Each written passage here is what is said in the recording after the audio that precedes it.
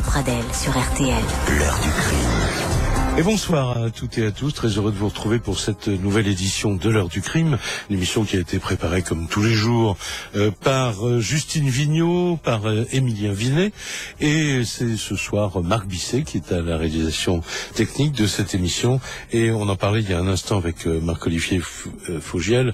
Ce soir nous revenons très longuement sur ce procès de Cécile Bourgeon et de Berkane Makhlouf, la mère donc et le beau-père de la petite Fiona, procès qui s'est achevé tard dans la nuit de samedi à dimanche après un délibéré qui a duré toute la soirée par une condamnation à 20 ans de réclusion.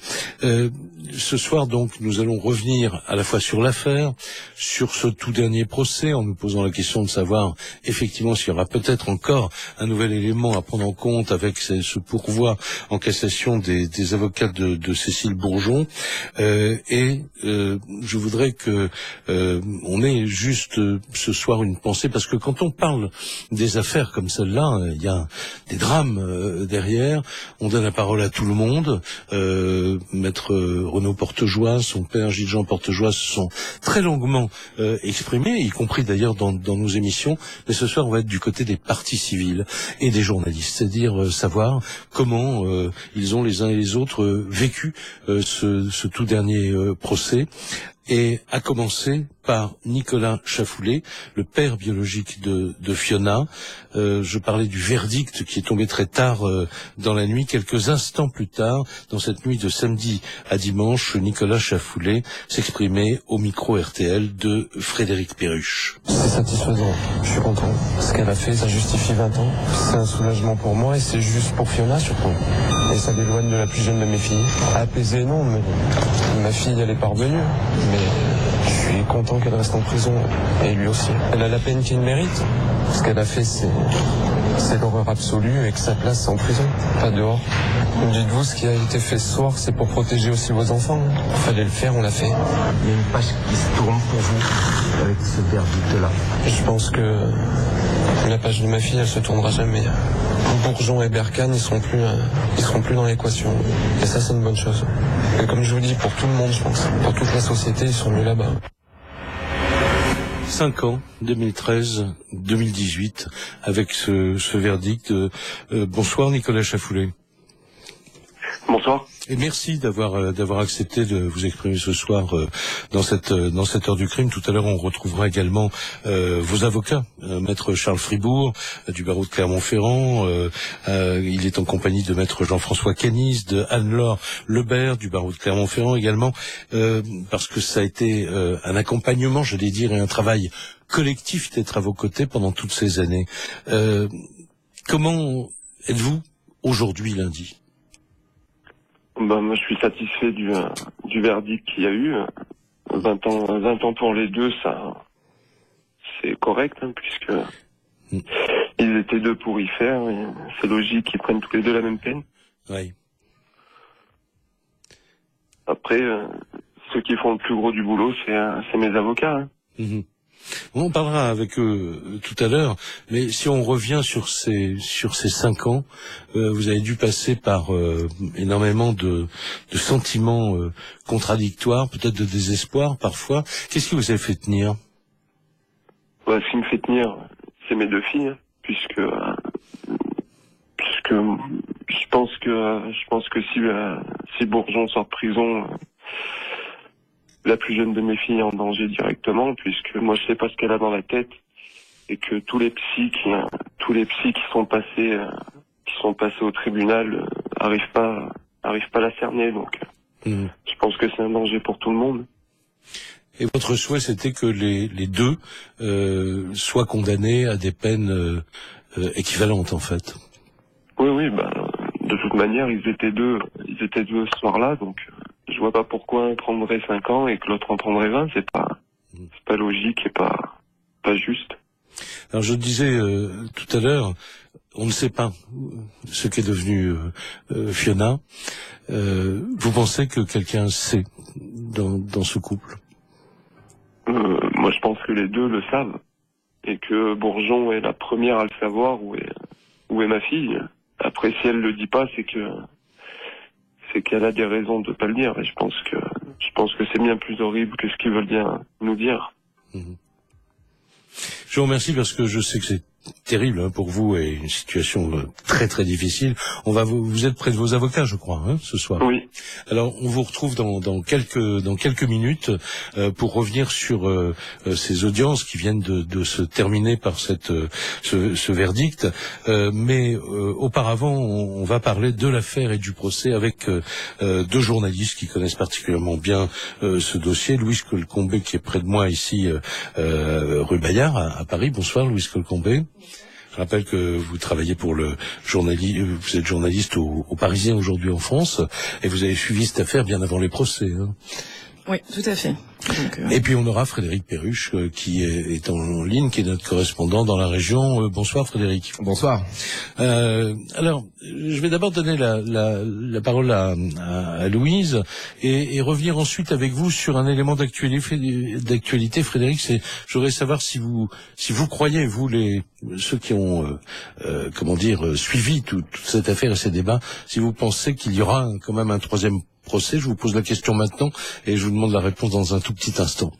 Mais d'abord, Louise Colcombé, ce que je voulais dire, c'est que quel qu'ait pu être le verdict, même s'il avait été différent de celui qu'on connaît maintenant, il resterait de cette affaire un document, l'appel en 2013 d'une femme désespérée qui disait que son enfant avait certainement été enlevé.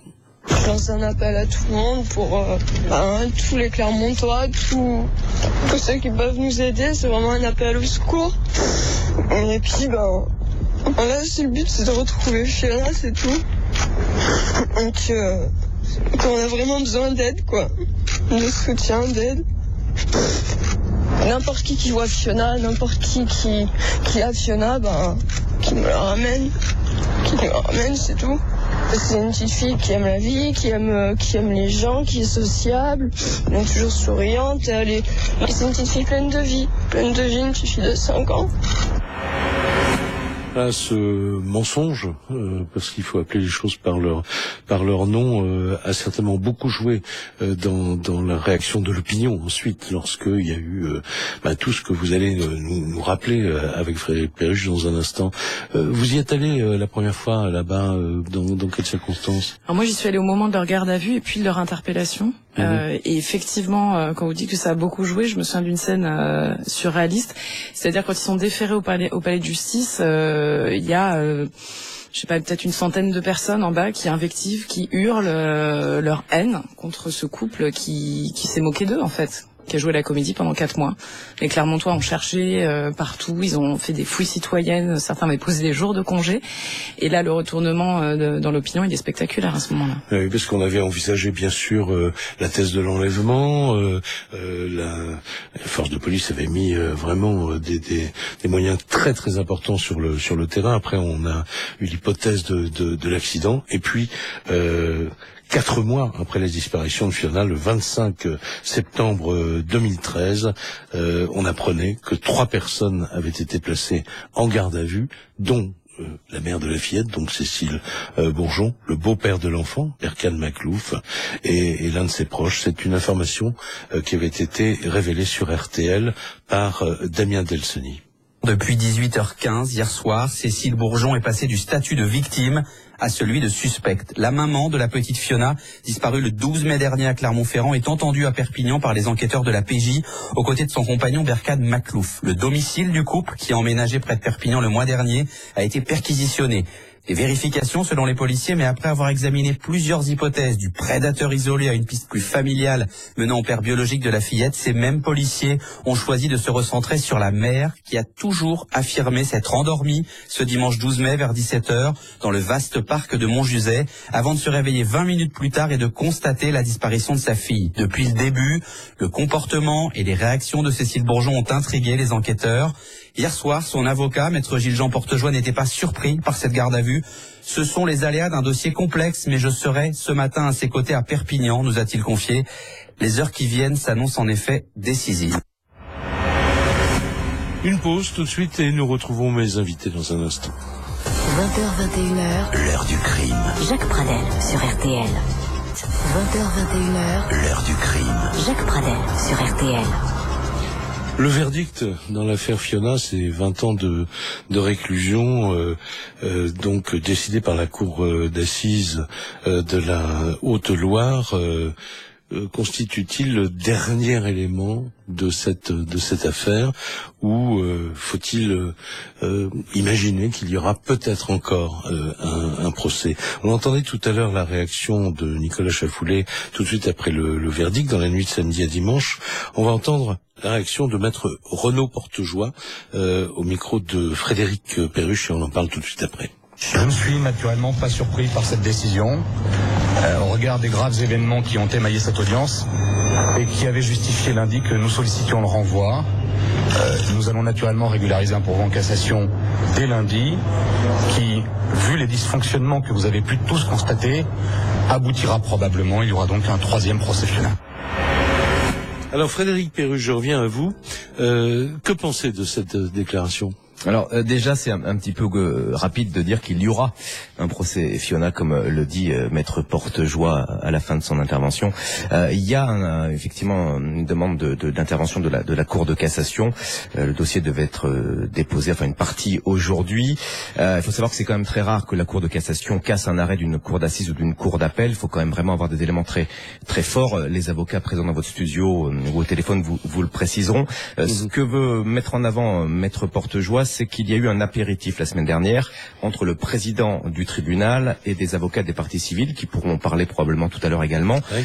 Et dans l'esprit des avocats, maître Portejoie, père et fils, ça signifie qu'il y a une certaine impartialité, un manque d'impartialité, du président, puisqu'il a pris cet apéritif avec des avocats des parties civiles. Ceci dit, les thèses sont très différentes, puisque les parties civiles disent également que des avocats de la défense ont participé également à l'apéritif. Je pense qu'ils le préciseront tout à l'heure. Exactement, ils iront plus longtemps sur la question. Donc ça, c'est la première chose, c'est le premier point que veut mettre en avant maître Portejoie. Il y a également la durée des audiences qui pose problème. Souvent, elles ont été interminables, c'est peu dire, bien au-delà de 22 heures. Et pour lui, sa cliente, en l'occurrence Cécile Bourgeon, a beaucoup souffert de ces éléments-là, c'est-à-dire du transfert de la prison au palais de justice et des audiences à rallonge, c'est peu dire. Et ça, pour lui, ça prouve que le procès n'était pas équitable. Deux des points qui seront probablement évoqués pour faire cette demande devant la Cour de cassation.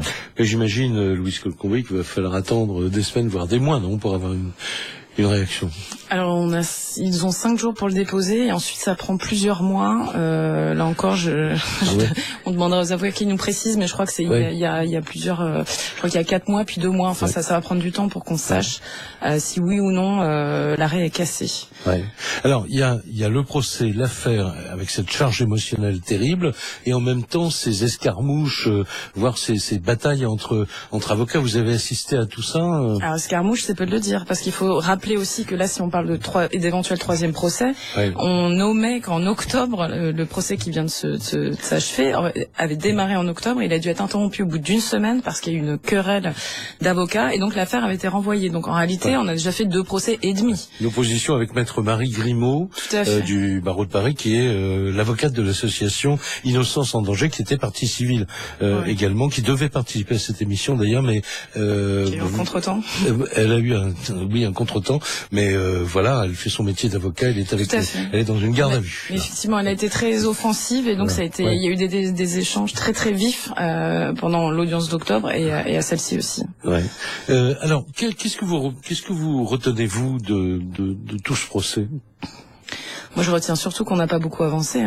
Il y a énormément de points d'interrogation, à commencer par, c'est l'évidence, mais de quoi est morte Fiona? Bon, pour la Cour, ça fait pas de doute. C'est des violences, voilà. Mais les deux co-accusés n'ont pas cessé de se renvoyer la responsabilité. Alors, ils se renvoient la responsabilité, mais c'est compliqué mortel, parce que Berkane Maklouf, il dit elle a aussi porté des coups, mais en réalité, il dit pas qu'elle a frappé sa fille jusqu'à la mort. Il dit qu'elle lui a porté quelques coups, mais que selon lui, ça n'a pas causé la mort. Il a pas arrêté de nous répéter, d'ailleurs, je ne suis pas légiste. Et elle l'accuse de coups, mais sans non plus dire. Tout ça est très flou, très mouvant. Donc c'est comme s'ils se protégeaient un petit peu l'un l'autre, même si on a parlé d'impact, mais il y a eu quelques coups de canif dans ce pacte, mais en réalité, voilà, bon, mais c'est probablement évidemment des violences qui ont causé la mort de Fiona. Et tant qu'on n'aura pas retrouvé le corps de cette petite fille, on peut pas en être persuadé, mais on n'a pas le détail de ces violences. Est-ce que ça n'a pas été pire que ce qui a été dit? Et puis aussi l'incertitude sur le jour de sa mort, et puis sur évidemment le lieu où elle est enterrée, et savoir même si elle est enterrée. Ouais. Voilà, donc c'est effectivement, je regarde Marc Bisset. On va faire une pause tout de suite, et puis ensuite on va retrouver donc Maître Charles Fribourg et ses confrères et consoeurs qui nous entendent en ce moment, qui seront donc en ligne avec nous, déjà pour répondre aux questions auxquelles vous avez répondu il y a un instant sur cet éventuel troisième procès, et revenir sur eh bien comment les parties civiles ont vécu ces audiences qui ont été extrêmement agitées. 20h-21h, l'heure du crime. Jacques Pradel sur RTL. L'heure du crime. Jacques Pradel. Jusqu'à 21h sur RTL. On revient donc sur l'affaire Fiona, sur ce dernier procès qui a vu la condamnation à 20 ans de réclusion, ce qu'avait demandé l'avocat général avait demandé 30 ans, je crois, non Il avait demandé 30 ans pour les deux. Voilà. Comme en première instance, d'ailleurs. C'était le même avocat général. Ouais, c'est Louise Colcombé qui vient de parler, qui est journaliste au Parisien. On va retrouver tout à l'heure Frédéric Perruche, qui est notre correspondant, qui a suivi également toute l'affaire depuis le début et le procès pour RTL. Et tout de suite, on se tourne vers Maître Charles Fribourg du barreau de Clermont-Ferrand, avocat du père biologique de Fiona, Nicolas Chafoulet. Je crois que vous êtes maître tout près de maître Anne-Laure Lebert du barreau de Clermont-Ferrand, et de maître Jean-François Canis. Vous étiez les trois avocats de la partie civile représentant le père biologique de Fiona. Juste un mot d'abord, maître Fribourg, vous croyez à cette cassation possible du procès? Bah écoutez, on va laisser, je dirais, voir les motifs et les moyens du pourvoi qui vont être déposés et régularisés. Faire des annonces de pourvoi par voie de presse, ça n'a jamais donné un arrêt de cour de cassation. Ouais. Et donc on va plutôt entendre et attendre les moyens qui nous ont été opposés. Il y a quelques moyens qui nous ont été donnés publiquement, donc notamment cette histoire d'impartialité du président Fradin, un traitement soi-disant inhumain et un problème de dénonciation d'un témoin qui n'aurait pas été entendu. On a déjà répondu lors de l'audience, ces moyens ne nous apparaissent pas très sérieux et surtout démontrent encore ce même registre de mensonges et de manipulation qu'on a dû subir pendant tout au long de ce dossier et également tout au long de cette audience. Je suis effectivement avec Anne-Laure Lebert et Jean-François Canis, qui sont les avocats du père de Fiona. Je me permets de vous indiquer que le terme père biologique est assez difficile, et pour moi et également pour Nicolas Chafoulet. C'est le papa de Fiona. Juste le préciser, parce que c'est le beau-père qui a été condamné à 20 ans de prison. Hein. C'était une précision. C'est un beau-père qui avait 10 mois d'existence, et qui a rencontré au mois d'août 2012 pour terminer une histoire tragique au mois de mai 2013. Je comprends parfaitement votre remarque et je m'en excuse. Un mot encore, maintenant, mais plusieurs mots. Ce procès a commencé le 29 janvier, il est allé jusque cette nuit de samedi 10 au dimanche 11 février, des audiences très longues, une audience de plus d'ailleurs que prévu. Vous avez eu, évidemment, en tant que représentant de Nicolas Chafoulet, l'occasion d'interroger ces deux co-accusés et notamment Cécile Bourgeon. Dans beaucoup de procès, on a le sentiment, quand on assiste à telle ou telle audience, que voilà, on est au bord de quelque chose, que la vérité va surgir. Vous avez eu cette impression au cours de ce dernier procès? C'est particulièrement difficile compte tenu de la personnalité, et là je vais laisser donner la parole à maître Anne-Laure Lebert, qui a à de multiples tentatives tenté de percer cette armure et qui a presque pu y arriver, mais malheureusement on s'est heurté à un mur. Oui, maître Lebert. Oui. Oui, maître Lebert, vous êtes en ligne. Oui. Mais je crois que on pouvait pas attendre grand-chose en définitive, je crois, de la parole de Cécile Bourgeon. Je pense que les commentateurs qui sont sur votre plateau, qui ont assisté à l'audience, ont, à mon avis, eu ce même sentiment. c'est une femme qui n'était à mon avis pas là pour nous dire la façon dont s'étaient passées les choses, parce qu'en définitive, sur les 2 derniers jours de vie de Fiona, si ça a été ces 2 derniers jours de vie, on n'en a rien su. Elle a été incapable de nous dire ce qu'elle avait pu faire, cette enfant, sur ces derniers jours-là. Ça semble extrêmement compliqué, alors qu'elle est en mesure de nous détailler d'autres éléments très précis, que véritablement elle soit dans une démarche de vérité. Hein. Mais vous attendiez quelque chose dans quel état d'esprit vous êtes arrivé au début de ce procès?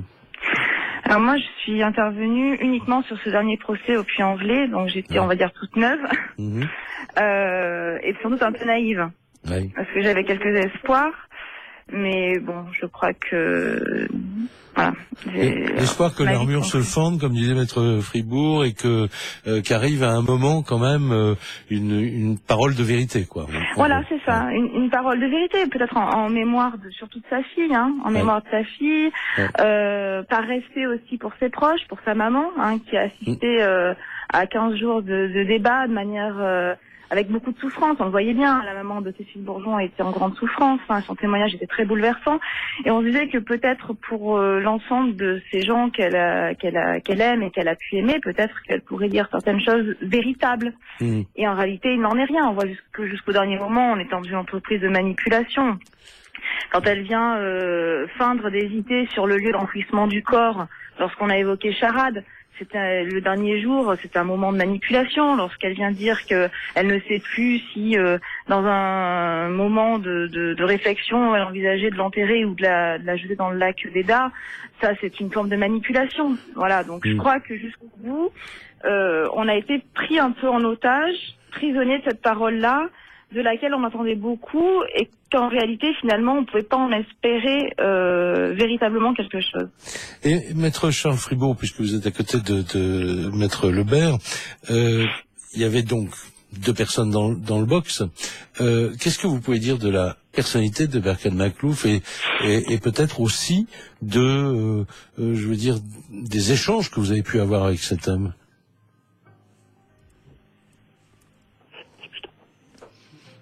Vous êtes en ligne, je sais pas, vous avez un problème vous passez un téléphone, je crois. Oui. C'est Jean-François Canis qui c'est des hésitations entre nous, vous entendez. D'accord. Maître Canis, bonsoir. Oui, bonsoir, oui. Oui, sur la personnalité, parce qu'on parle de la personnalité de Cécile Bourgeon, on va y revenir d'ailleurs avec Louise Colcombet et Frédéric Perriche tout à l'heure, mais Berkane Makhlouf, alors ça pouvait être aussi une opportunité peut-être de faire surgir la vérité. La personnalité de Berkane Makhlouf était à l'audience très curieuse, parce que c'est un garçon qui est arrivé, à mon avis, bien conseillé à ce procès dans la présentation et dans la manière de répondre aux questions qui lui étaient posées. Il a toujours été à notre égard très respectueux dans la volonté de répondre, et ça faisait véritablement une différence importante avec Cécile Bourgeon qui nous a amusés. Il y a les jours où elle voulait bien monter à l'audience, il y a les jours où elle avait envie de venir, il y a les avocats auxquels elle voulait bien répondre, il y a les avocats auxquels elle voulait pas répondre, comme moi, et donc on était en totale dépendance de la volonté de cette femme. Et par contradiction, Berkane Makhlouf participait au procès, répondait aux questions, et donnait l'impression de vouloir s'expliquer. Et en plus, il était sous médicaments, donc extrêmement calme, ce qui cachait son impulsivité. Et donc l'image était bonne. Mais au-delà de l'image, il n'y avait rien. Il y avait un discours constant, qui consistait à dire « je suis incapable de taper un enfant », je n'ai jamais tapé Fiona, et quels que soient les éléments qu'on lui oppose, ce discours restait figé, imperturbable, et les psychiatres nous ont expliqué qu'il était dans cette disposition de personnalité, et qu'il n'en sortirait jamais, et qu'on n'avait rien à espérer. Donc l'image était bien meilleure, mais finalement le fond était le même. Alors on va faire une pause dans cette émission, on va retrouver ensuite Frédéric Perriche et Louise Colcombet et voir ensemble votre sentiment, en tout cas sur ce qui a été, comment dire, ce changement de braquet, si j'ose dire, entre le procès où Cécile Bourgeon est condamnée à 5 ans et finalement acquittée des faits d'homicide, et puis celui-ci où en fait elle écope de la même peine que son compagnon. On en parle dans un instant. 20h, 21h, l'heure du crime. Jacques Pradel sur RTL.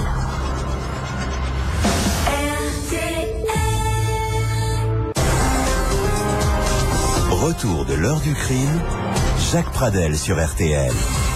Avec Frédéric Perruche, qui est correspondant dans la région, qui a suivi ce procès, cette affaire pour RTL, et avec Louise Colcombet, qui est journaliste au Parisien.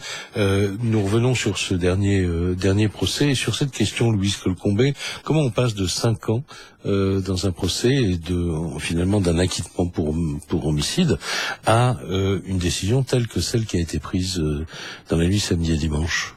Alors 5 ans, 20 ans, ça fait effectivement une grosse différence. Alors en première instance, la Cour avait estimé, parce qu'on n'a pas de corps, donc on n'a que la parole des 2 accusés finalement. Il n'y a pas d'éléments nouveaux, il n'y a pas de preuves nouvelles en tout cas. Il n'y a pas d'éléments matériels quasiment dans ce dossier, c'est que la parole de l'un et de l'autre. Et donc à l'époque, on avait considéré que Cécile Bourgeon n'était pas coupable des violences parce que seul Berkane Makhlouf en avait parlé, et il en avait parlé après elle, durant l'instruction, et donc la Cour avait jugé cette décision variable et trop tardive.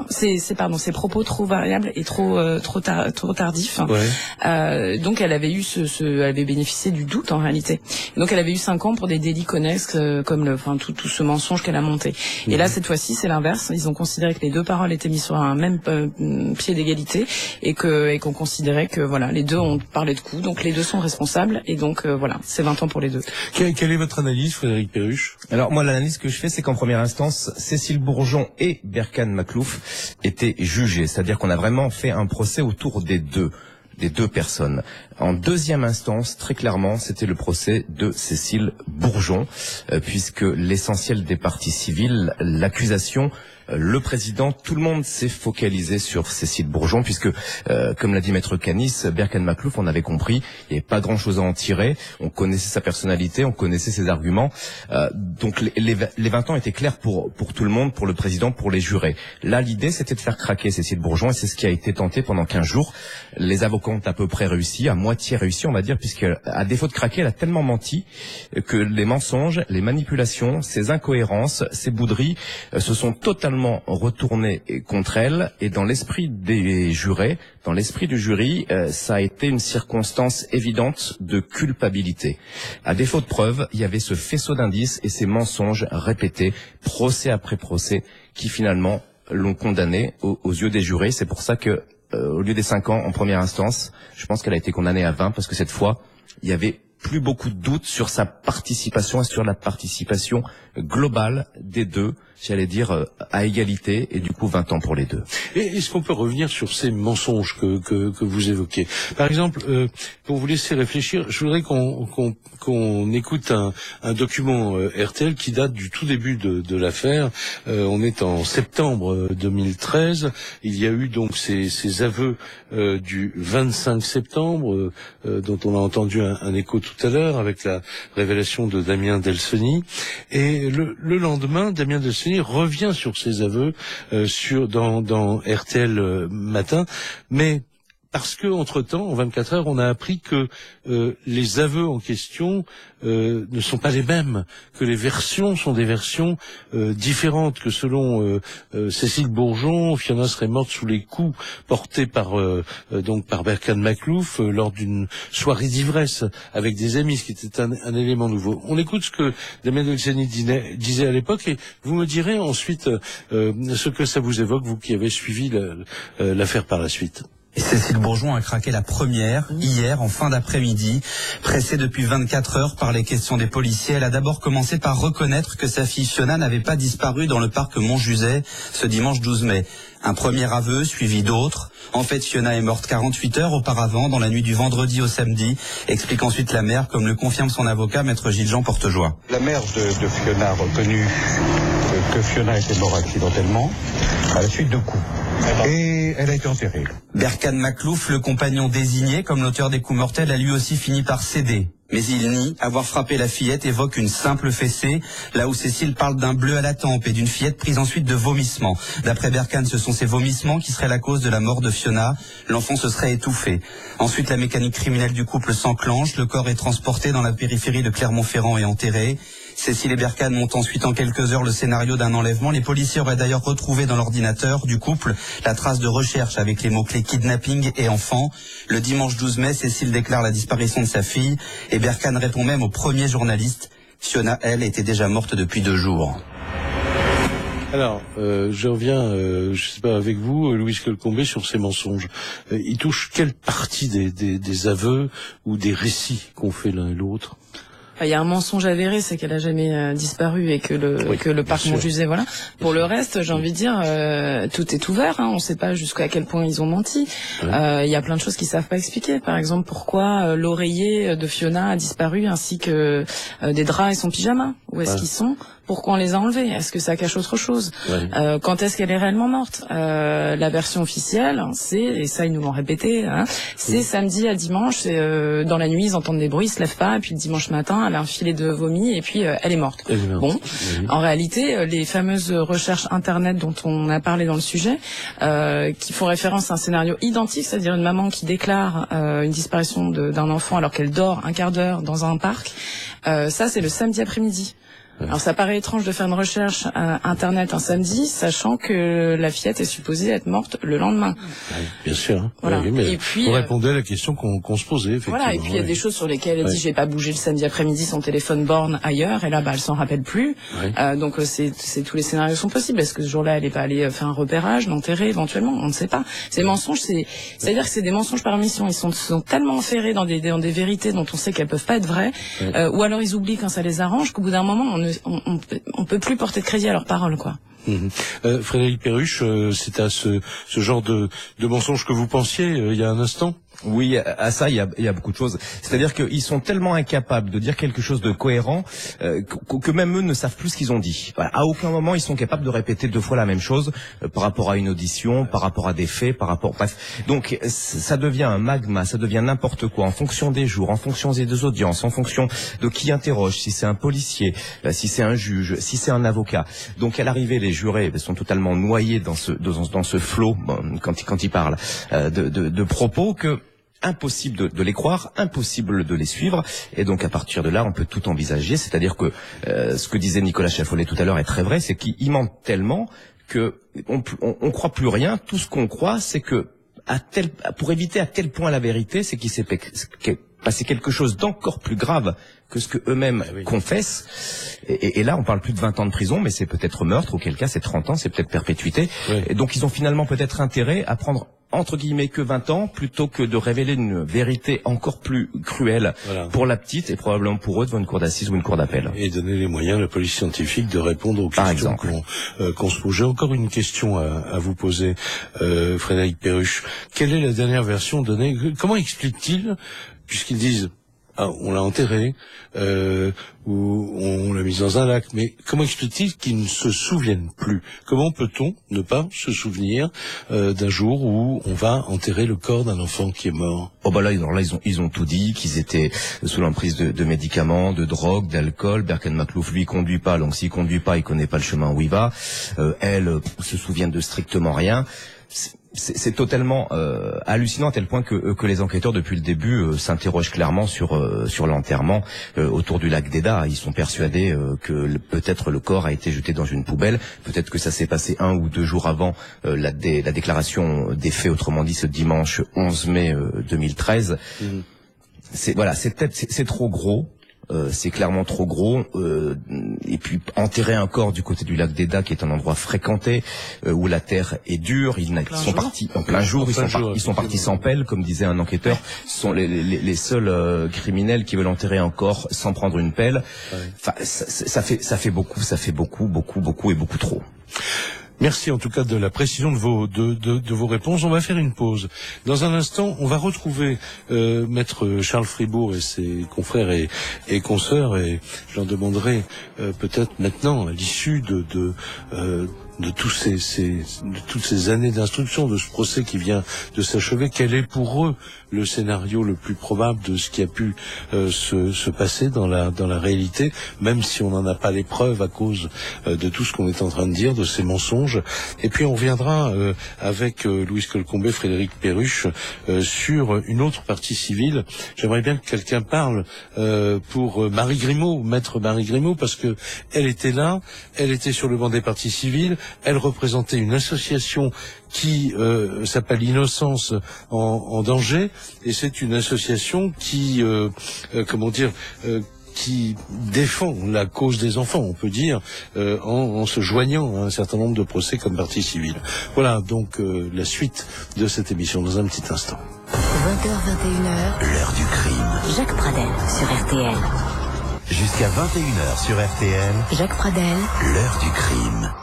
Et nous retrouvons maintenant maître Anne-Laure Lebert du barreau de Clermont-Ferrand, qui est avec maître Jean-François Canis, qui sont avec maître Jean-François Canis et avec Charles Fribourg, les avocats de Nicolas Chafoulet, le père de Fiona. Maître, quel est le scénario que vous pensez être le plus proche de la réalité si on oublie les mensonges, les contre-vérités des uns des autres? Alors, c'est difficile de vous livrer un scénario ainsi, parce que comme disaient les journalistes présents sur votre plateau, avec tous les mensonges qui ont pu être dits, c'est compliqué. En revanche, ce qui peut être sûr, à mon avis, c'est que Fiona n'a pas été retrouvée morte le dimanche matin dans son lit. Ça, à mon avis, c'est une certitude. Ce que disait Louise Colcombet. Voilà, par rapport aux recherches internet sur le faux scénario dès le samedi, la disparition des effets de literie.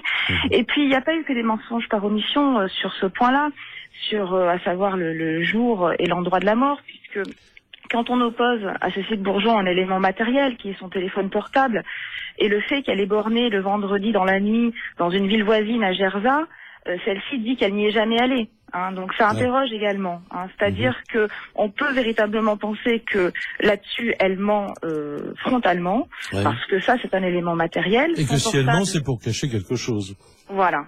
Dans la nuit, si elle se trouve sur Gerza et qu'elle dit n'y être pas allée, on peut imaginer que qu'elle y était et que c'était quand même pour faire quelque chose cette nuit-là. Ouais.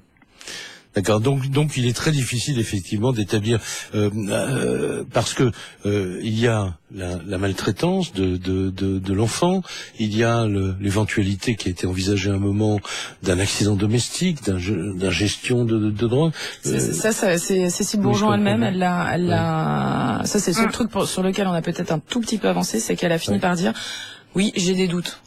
Alors avec ce que est capable de dire Cécile Bourgeon, j'ai des doutes, ça veut dire non.